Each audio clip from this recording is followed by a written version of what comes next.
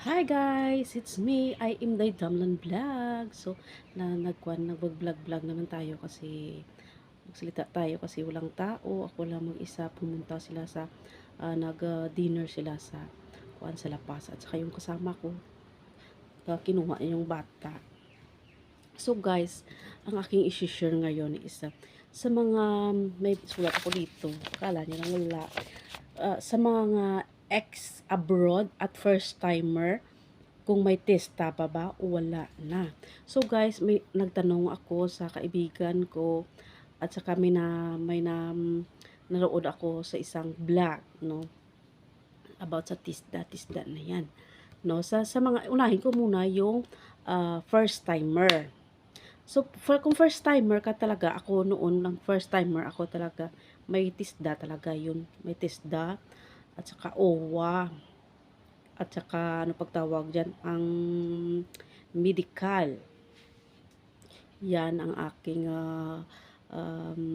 mga requirements nung first timer pa ako sa abroad na to, dito sa Singapore.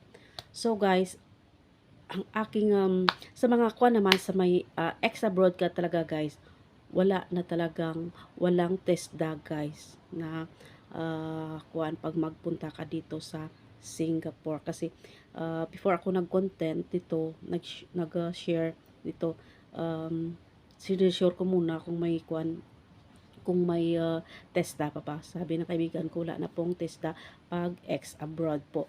First timer lang po ang may TESDA. So, may nagtanong, salamat sa iyo Ma'am Hana sa iyong tanong. So, ibut ilagay ko lang dyan sa may, dito sa screen, sa baba guys, ang kanyang kuwan, ang kanyang ano pagtawag dyan, ang kanyang comments sa aking YouTube channel. Salamat po, nasagot ko na po ang iyong katanungan. Salamat po sa nag-comments. Pasensya na guys, hindi ko na kayo isa-isa pa ha, kasi minsan alam mo naman may trabaho, di ba? Hindi ko na update lang sa akin ito. So salamat guys. Don't forget pala kayo mag-subscribe at saka huwag niyong kalimutan i-share guys. O kaya habang nag kumakain kayo, panoorin yung aking video. So, pasensya na sa aking mga wording kasi hindi man tayo makapagsalita hindi tayo makapagsalita ng dire-diretso ba, kasi alam mo na hindi ako kuwan sa Tagalog kasi Ilongga kasi ako.